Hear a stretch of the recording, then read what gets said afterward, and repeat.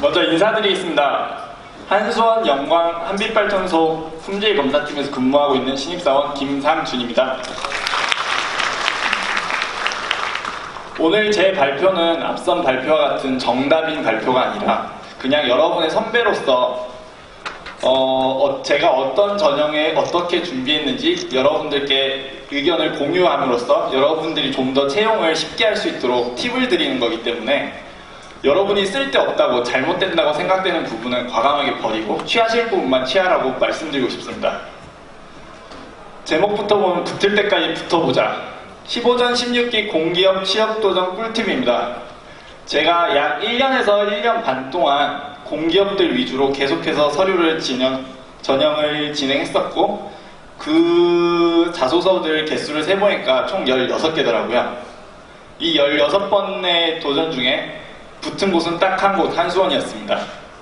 그렇기 때문에 이렇게 많이 떨어진 경험이 있고 여러분들에게 좀 더 많은 이야기를 해줄 수 있을 것 같아서 이 자리에 서게 되었습니다. 오늘 발표는 한수원 채용 절차에 맞춰서 서류, 필기, 인성, 면접, 신체검사 순서로 진행하겠습니다. 먼저 발표를 진행하기에 앞서서 제가 한수원에 입사한 이유, 선택한 이유에 대해부터 말씀드리겠습니다. 여러분 자소서를 쓸 때 가장 힘든 게 지원 동기가 아닌가요?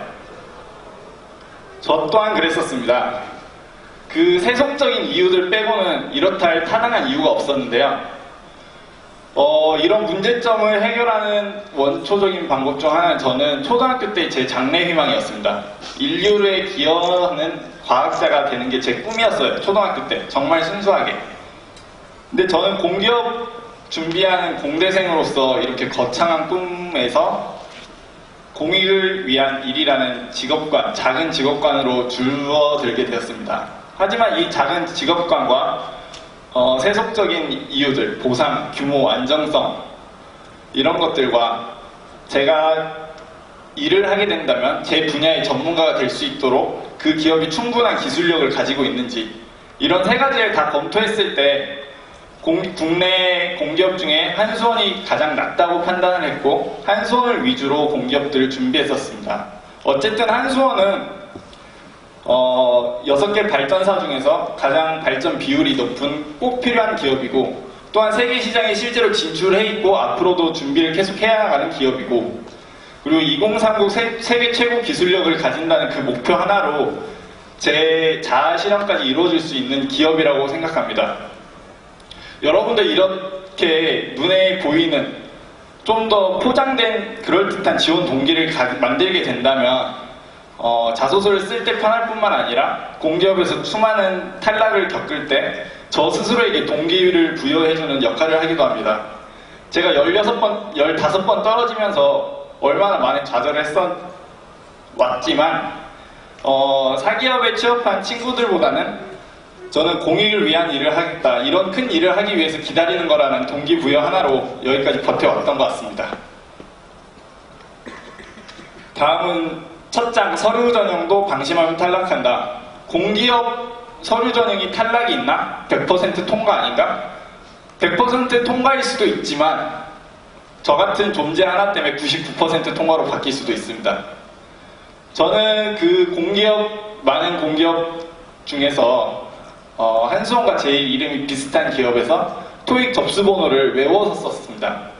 굉장히 건방진 선택 중 하나였는데 이 잘못된 접수번호 하나 때문에 저는 서류전에서 탈락했고 같이 준비하는 친구는 서류를 붓고 필기를 붓고 면접을 가는 그 부러운 시선만 날릴 수밖에 없었던 그런 자괴감이 있던 시절이 있었습니다. 이 서류전형에서 여러분께 말씀드리고 싶은 거는 방금 말씀드린 어학성적, 자격증 증명 등 점수라든지 접수번호를 꼼꼼하게 체크하고 넘어가는 거 하나랑 그리고 자소서를 쓸 때 서류 전형이 100% 통과하기 때문에 대충 쓰지 말라는 점입니다. 이 자소서는 면접을 가게 되면 결국엔 쓰이기 때문에 저 같은 경우에는 자소서를 쓰기 전에 항상 면접을 상상해 보았습니다. 그 면접장에서 면접관들이 구체적으로 이렇게 파고들었을 때 제가 얼마나 잘 답변할 수 있는지 구체적인 사례인지를 점검을 하고 자소서를 썼었습니다. 그리고 자소서를 쓰기 전에는 꼭 남들이 잘 쓴 글들을 읽어보았습니다. 친구들 자소서라든지 인터넷에서 떠도는 잘 쓴 자소서가 있기 때문에 그런 걸 한번 읽고 쓰시게 되면 그 자소서에 녹아있는 좋은 문장 구조라든지 문구들을 제 스타일로 한번 읽어본 것만으로도 충분히 녹아들기 때문에 더 좋은 자소서가 완성되더라고요. 이렇게 자소서를 한 번만 잘 쓰게 돼도 이 자소서 전형들이 그렇게 다르지 않기 때문에 여러 공기업에 계속해서 활용할 수 있기 때문에 한 번쯤은 시간을 내서 자소서를 꼭 공들여서 쓰길 바랍니다. 필기평가. 공기업 채용 전형에서 필기평가야말로 실질적인 관문인데요. 저도 대부분 여기서 떨어졌습니다. 특이하게 아까 서류라든지 뒤에 가면 인성에서 한 번씩 떨어져 보고 나머지는 다 여기서 떨어졌습니다. NCS는 한국사, 그리고 전공, 그리고 일반 상식 이런 식으로 구성이 되어 있는데 한국사 같은 경우는 저는 4학년 1학기 때 대학교 수업에서 들었습니다. 그걸 기반으로 하다 보니까 약간 모자란 점이 많았고 졸업하고 나서는 이제 인터넷 강의를 통해서 구체적으로 이제 한국사 고급 자격증을 준비하고 그러면서 대비를 했고 전공 같은 경우는 저는 기계지기 때문에 일반 기계기사 시험을 통해서 준비하였습니다. 일반 기계기사 필기 과목이 60점이 합격점입니다. 제가 지금 와서 생각을 해보니까 이 PPT를 작성하면서 이렇게 3단계에 걸쳐서 제가 필기 공부를 했던 것 같은데 60점 합격 기준, 그 자격증을 따기 위해서 겨우겨우 문턱을 넘는 수준과 100점을 목표로 한 공부랑 수준이 너무 달랐던 것 같아요. 60점으로 했을 때 지금 돌아보면 그냥 대학 생활 동안 내가 어떤 걸 공부했고 이런 걸 공부했구나 되돌아보는 수준이었던 것 같아요. 실제로 문제가 주어졌을 때 답안지가 없으면 거의 못 풀고 그냥 계산기 두들기다 보면 답이 나오네? 이거 찍어야겠다 이런 식으로 풀었던 것 같고 이런 수준으로는 도저히 합격할 수 없으니까 좀 더 공부해서 관연도 5년치를 한두 번 풀어다 보니까 이제 그게 80점 수준. 여기서 이제 실기라든지 관연도 폭을 좀 더 넓혀서 8년치 정말 달달달 외울 정도로 풀었습니다. 한 6번, 10번 그 정도 풀다 보니까 이제 책이 거의 걸레짝이 될 정도로 풀었는데 그러다 보니까 이제 풀이 과정이라든지 모든 게 다 알게 되더라고요.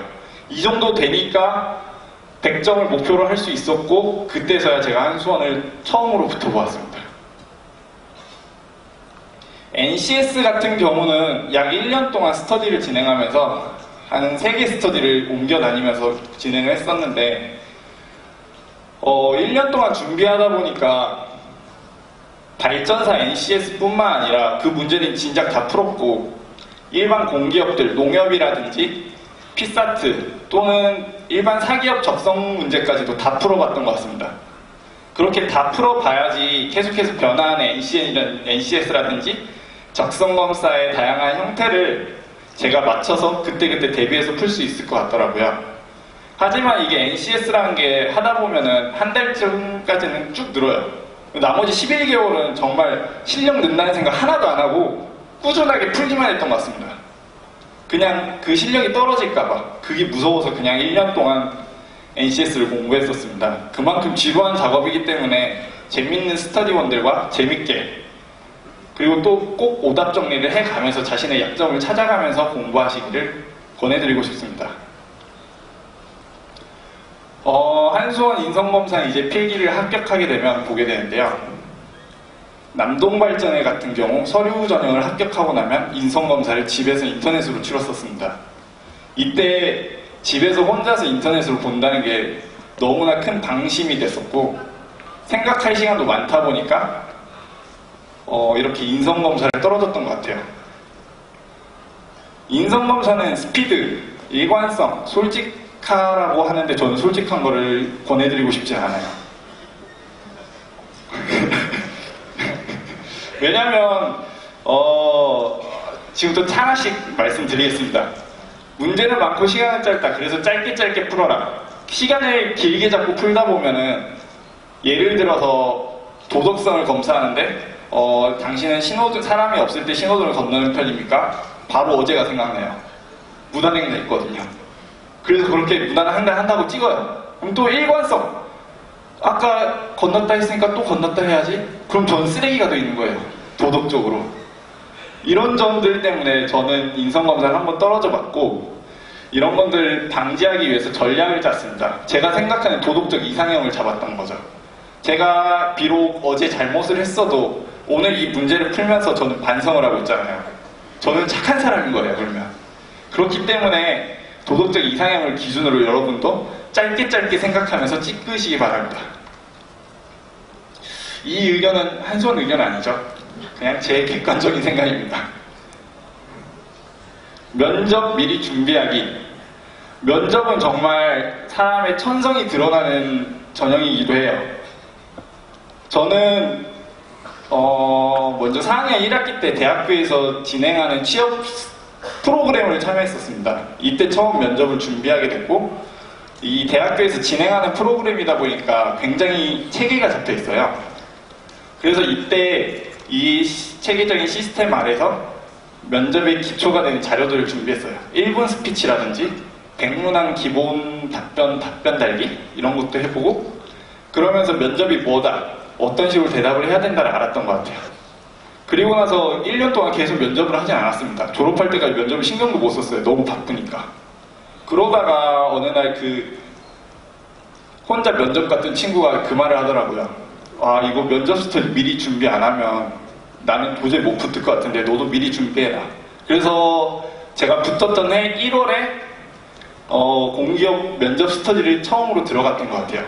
그때 가서 이제 어떻게 말하는지, 제가 말한 말투가 너무 건방졌대요. 그리고 말이 너무 셌대요. 어투라든지 말투 같은 게. 그렇기 때문에 이런 거를 차근차근 상대방이 어떻게 하는지 보고 배우면서 저를 고쳐나갔었어요. 그리고 이 학원, 제 돈 많은 친구 한 명이 발성학원을 다녔습니다. 면접 말 잘하려고. 근데 너무 잘하더라고요. 말하는 그 말투도 다르고 발음도 정확하고. 그래서 배웠습니다. 그냥 같이 따라서. 제가 학원을 다녔다는 게 아니고 그 친구한테 배웠어요. 막 젓가락 입에 물고 발음하고 무슨 짓인가 하는데 제가 변하더라고요. 그러니까 면접을 잘하고 싶으시면 최대한 많은 사람들을 만나면서 시뮬레이션을 같이 하세요. 스터디는 정말 많아요. 면접은 그냥 사기업 면접 스터디도 있고, 저도 LG라든지 하나 같은 면접 대비 스터디도 또 했어요. 이렇게 간접적인 경험을 많이 쌓으려고 하면 일단 면접을 자신이 준비를 해야 되잖아요. 그러기 위해서 자기 자소서라든지 1분 스피치는 꼭 준비해야 됩니다. 이게 없으면 스터디도 못 들어가요. 당연한 거 아닌가요? 그렇기 때문에 저는 면접을 미리미리 길게 잡고 인성적인 거라든지 기본 사항을 익혀나가고, 한수원 같은 경우는 필기를 합격하고 나서 한 달이라는 더 기간이 있어요. 그때부터 이제 한수원 집중적으로 맞춰서 스터디를 하는 거예요. 저는 약 한 달 동안 스터디 2개를 하루 종일 했어요. 한 스터디에 3시간, 4시간씩. 그러니까 정말 다 알게 되더라고요. 그 한수원 홈페이지 가면 한수원 백서라는 게 있습니다. 일반인들이 알 수 있는 한수원에 대한 정보가 정말 잘 담겨있어요. 그리고 엄청 두꺼워요. 스터디 6명이서 파트 2-3개씩 나눠서 스터디 했던 겁니다. 여기서 정말 많은 정보를 얻을 수 있었고, 직무 토론 면접을 큰 도움을 받았어요. 직무 토론 면접이 한수원 관련된 사업들이다 보니까 한수원 역사라든지 미래 산업 어떻게 준비하고 있는지가 나와 있는 백서를 공부하고 가니까 할 말이 너무 많더라고요. 그래서 적당히 조절하면서 답변을 했었고, 저는 또 공모전 수상이라든지 워홀 경험이 있어서 인성면접에서 이런 부분들을 잘 말했던 것 같습니다. 그리고 하나 더 말씀드리고 싶은 게, 면접을 답변 같은 걸 준비할 때 하나만 하진 마세요. 저 같은 경우에 실제 면접장에서 제 자소서를 딱 보더니 이건 우리가 원하는 답변이 아닌데? 다른 사례가 들어봐 한번. 이렇게 물어보더라고요. 근데 저는 평소에 저희 스터디가 굉장히 압박으로 준비를 했었거든요. 제가 막 답변하고 있는데 잘라버려요. 그거 말고 딴 거 말해, 이런 식으로. 그래서 그런 걸 잘 대비하고 있었기 때문에, 그리고 또 이중으로 또 다른 경험을 생각을 어느 정도 하고 있어서 그 질문을 잘 넘어갔었던 것 같은데, 나와서 생각해보니까 이 질문은 정말 아슬아슬했구나 라는 생각이 들더라고요. 이렇게 면접까지 잘 통과하고 나면 여러분 이제 신체 검사를 보게 됩니다. 신체 검사에 합격했다는 건 거의 웬만한 건 다 통과했다는 거고, 여러분 옆에 있는 사람들은 여러분의 이제 동기가 될 사람들이에요. 한수원 같은 경우는 3달 동안 정말 길고 힘든 교육을 받습니다.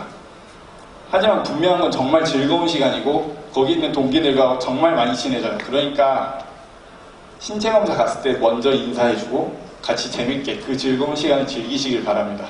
그러고 나면 이렇게 합격할 수 있고 여러분들과 함께 저 한수원의 생활을 함께 할 수 있을 것 같습니다. 마지막으로 질문 밟고 제 발표를 마치도록 하겠습니다. 혹시 질문 있으신가요?